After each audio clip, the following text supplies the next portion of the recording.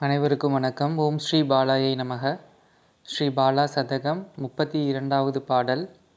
சுபமே நல்கும் பாலையின் திருப்பார்வை, நல்லோருக்கு என்றும் உற்ற துணை பாலையவள் திருப்பாதம், பயந்தவர்களுக்கு நல்வழித்துணை ஸ்ரீ பாலையின் நாமம், வாழ்வுக்கு நிலையான தீப வெளிச்சம் பாலையின் வரவு.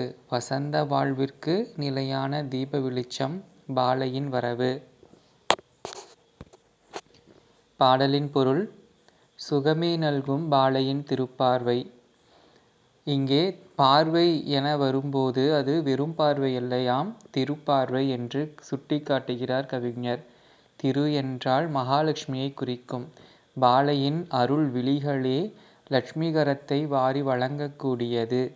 அப்பேற்பட்ட பாலையின் திருப்பார்வை எங்கெல்லாம் படுகிறதோ, யார் மீதெல்லாம் படுகிறதோ அவர்களுக்கு எப்பொழுதும் வெற்றி நிச்சயமாகும், மங்களம் நிச்சயமாகும் என்கிறது சுபமே நல்கும் பாலையின் திருப்பார்வை. நல்லோருக்கு என்றும் துணை பாலையவள் திருப்பாதம். நாம் வரிசை கட்டி ஆலயத்திற்கு செல்ல வேண்டும் என்றில்லை. யாரொருவர் பசித்திருக்கிறாரோ தாங்கள் சாப்பிடுவதை அவருக்கு பகிர்ந்தளித்தாலே அது இறை வழிபாடு ஆகிவிடும்.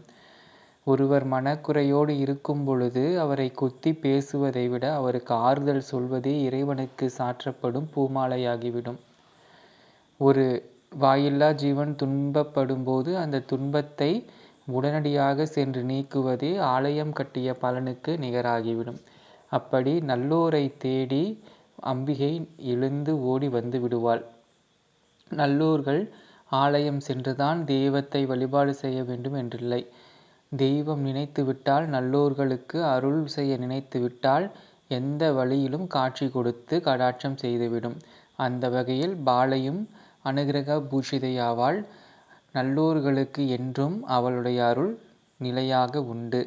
பயந்தவர்களுக்கு நல்வழித்துணை ஸ்ரீ பாலையின் நாமம்.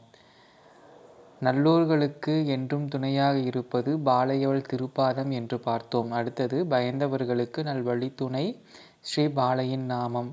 ஒரு இக்கட்டான சூழல் வரும்போது அம்பிகையின் திருப்பெயரை தொடர்ந்து உச்சரித்து கொண்டிருந்தாலே அந்த இக்கட்டான சூழல் மறைவதை அனுபவபூர்வமாகவே உணர முடியும். கலிகாலத்தில் கண்கண்ட பரிகாரம் நாமத்தை சொல்வது. நாமம் என்பது இறைவனின் பெயர். அந்த இறைவனின் பெயரை திருப்பி திருப்பி சொல்லும்போது மிக விரைவிலேயே நாம் அந்த இக்கட்டான சூழலிலிருந்து வெளிவந்து விட முடியும் என்பது நிதர்சனமான உண்மை.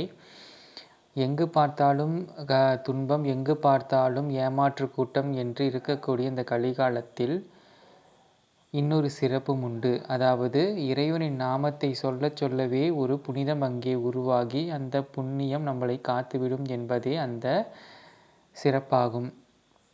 இறைவன் வேறு, இறைவனின் நாமம் வேறு இல்லை என்பதால் இறைவனின் நாமத்தை நாம் திரும்பி திரும்பி சொல்லும்போது நிச்சயமாக அங்கே மங்களம்தான் நிகழும் என்பதே பெரியவர்கள் காட்டும் உண்மையாகும். அதனால் பயந்தவர்களுக்கு நல்வழித்துணையாக வருவது எது என்ற கேள்விக்கு அன்னை ஸ்ரீ பாலையின் திருநாமம் ஆகும். அப்பேற்பட்ட பாலையின் திருநாமத்தை தொடர்ந்து ஜெபிப்பவர்களுக்கு வாழ்வில் வசந்தம் மட்டும்தான் சித்திக்கும்.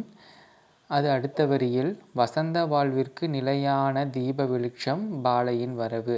யார் வாழ்விலெல்லாம் பாலை வந்து விடுகிறாளோ, யார் வாழ்விலெல்லாம் பாலையின் வரவு இருக்கிறதோ அவர்களின் வாழ்வெல்லாம் நிச்சயமாக வசந்தமாகவே இருக்கும், வசந்தமாகவே வளர்ந்து வசந்தமாகவே நிறைவு பெறும் என்பதே இந்த பாடலின் கருத்து.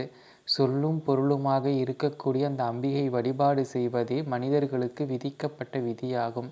அந்த விதியை மீறாமல் என்றும் அம்பிகையின் பாத நிழலிலேயே தம் குறைந்த இந்த வாழ்நாட்களை கழித்து அம்பிகையின் பாதத்திலேயே கலப்பதே மிக சிறப்பான ஒரு வழிமுறையாகும். அதை அம்பிகையே அனுகிரகம் செய்வாள் என்று அவளையே வழிபாடு செய்வோம். ஓம் சக்தி. நன்றி, வணக்கம்.